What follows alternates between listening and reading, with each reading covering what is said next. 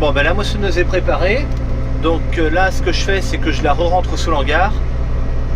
Et puis on ira normalement moissonner demain. Donc je vous dis rendez-vous demain.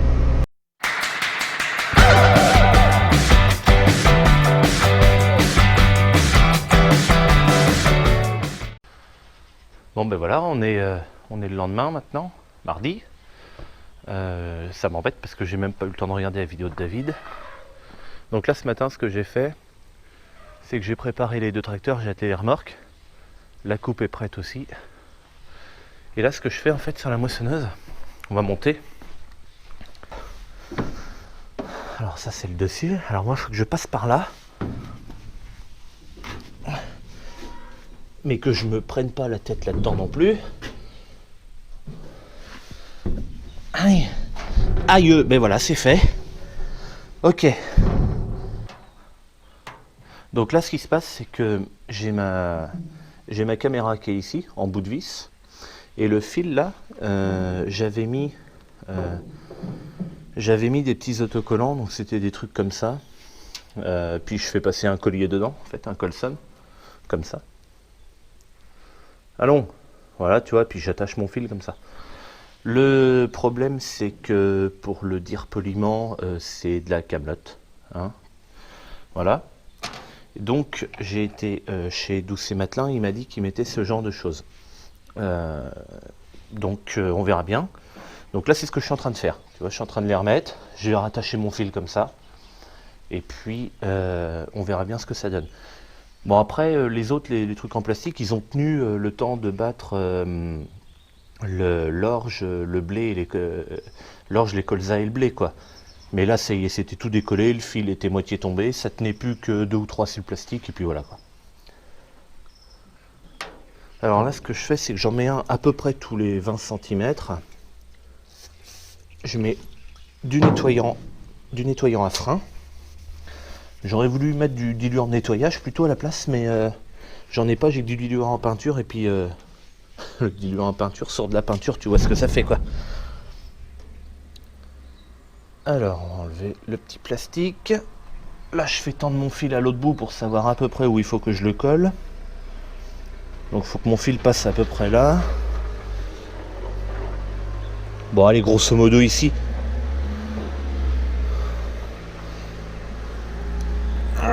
Là, je vais tenir 10 secondes appuyé comme ça.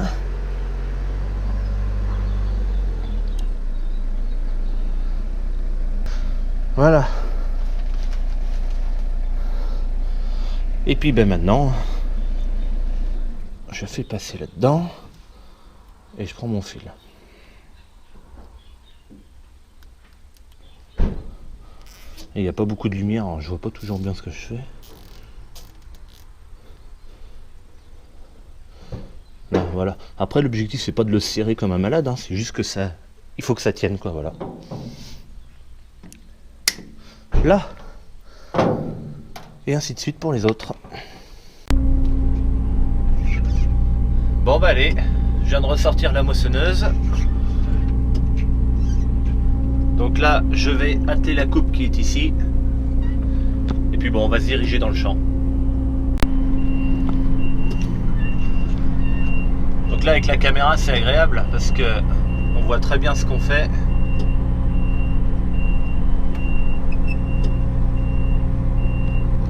Alors, je sais pas si on voit bien, mais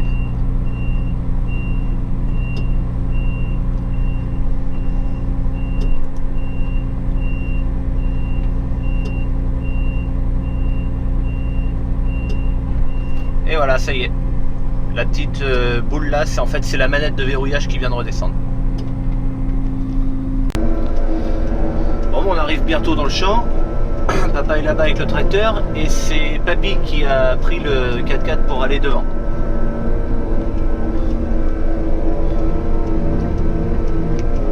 Donc le champ de tournesol, c'est celui-là qui est en face.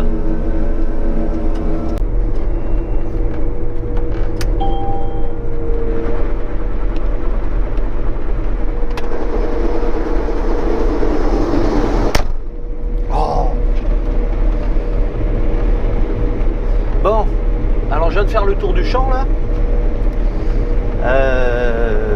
Ça ça va pas tout seul. Enfin, ça va pas tout seul.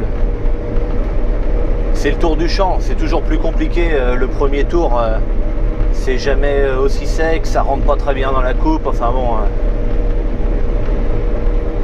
on peut pas juger en fait sur le tour, sur le premier tour. Donc là, j'ai fait mon premier tour dans ce sens-là, et là, je repars dans l'autre sens maintenant. Alors pourquoi je repars dans l'autre sens? Donc là, je viens de vider. Parce qu'en fait, moi, je fais toujours mon tour de champ avec le côté droit de la coupe le long de la palisse. Pour deux raisons.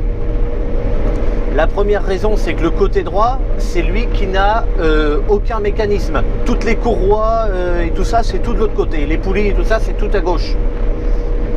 Et le côté droit est donc moins large, donc tu peux passer plus près.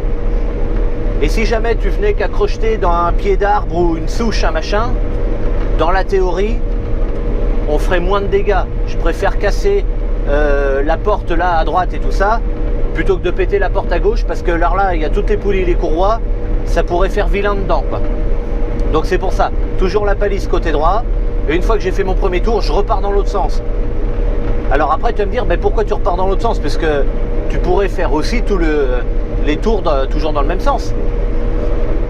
Alors oui, c'est vrai, sauf que après, si j'ai un embêtement sur la coupe, ben, je viens de le dire, les mécanismes sont à gauche. Donc j'aime autant que les mécanismes soient du côté de la culture qui a déjà été coupée. Comme ça, tu es plus à l'aise pour travailler si tu dois aller travailler là-bas. Voilà.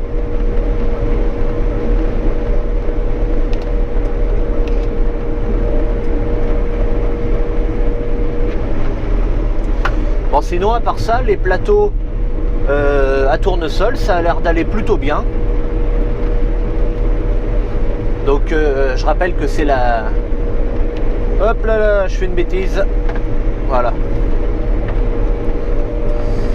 Je rappelle que c'est la première fois que je moissonne du tournesol avec cette moissonneuse-là.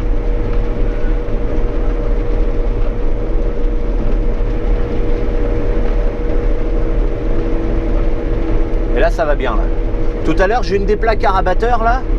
Elle est venue frotter le bord. Et en fait, c'est qu'il y a un tournesol qui a réussi, on ne sait pas comment, lui aussi, à se mettre entre les deux. Ça l'a poussé de l'autre côté. Et du coup, elle venait frotter contre la tôle.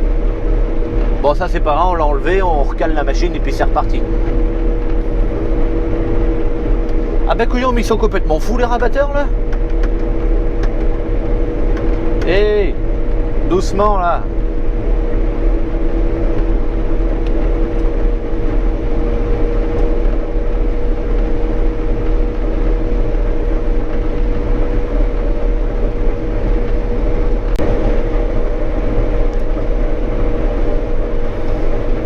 Bon ben ça y va impec.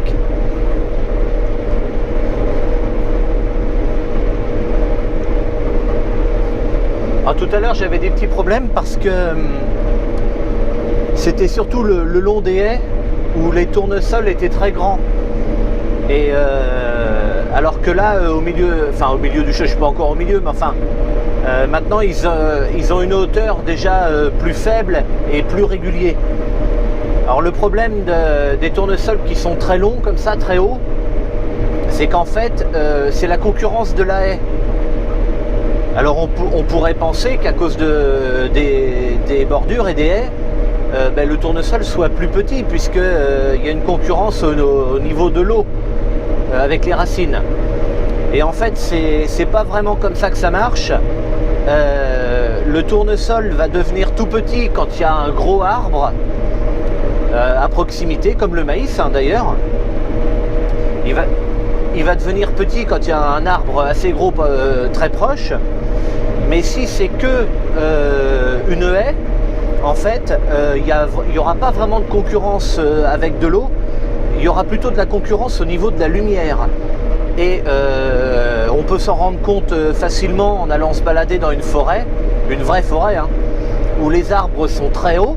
Alors que si on plante le même arbre chez nous dans une cour tout seul, il deviendra vachement moins haut en fait.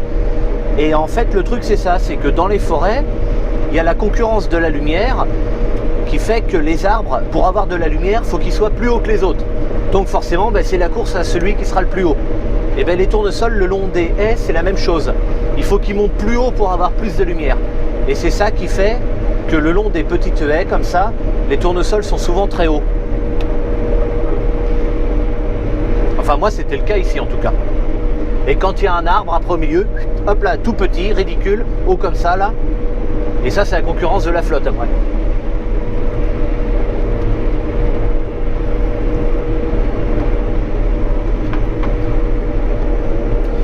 Donc là, en humidité, pour l'instant, je suis à 9, 9,5. Des fois, ça descend à 8,5 aussi. Alors, c'était environ à 10 quand j'ai fait le tour du champ, mais forcément, hein, le long des haies, c'est toujours plus humide. C'est pas représentatif, hein, les tours des haies. Les tours de champ, plutôt.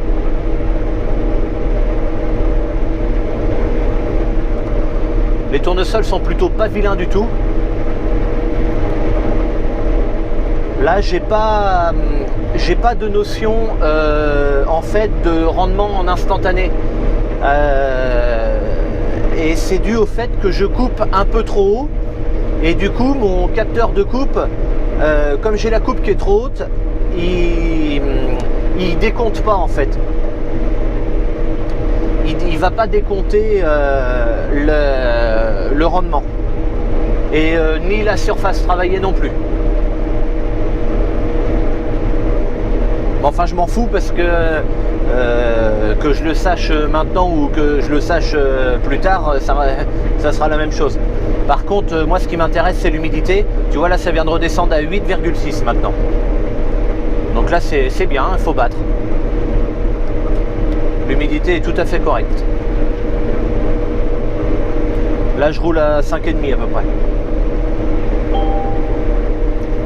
Ah, la petite sonnette, là, je sais pas si vous l'avez entendu. Ma trémie arrive, ah bah ouais, voilà, je vois plus rien. La trémie est rendue à 70%. Donc là, j'ai les gyrophares qui viennent de s'allumer.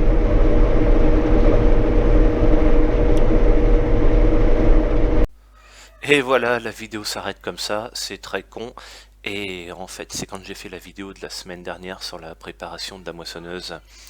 J'ai fait mon enregistrement et pour le lendemain, pour les moissons, donc cette vidéo-là, j'ai eu la très bonne idée de ne pas recharger la batterie de ma caméra. Voilà. Donc, désolé. Sinon, non, mais j'avais tout dit dans la vidéo, donc voilà. J'en profite également pour remercier mes tipeurs, Flavien et Sébastien. Rejoignez-les, ils m'ont fait un don sur la plateforme Tipeee. Et je vous dis à bientôt pour une prochaine. Allez, salut!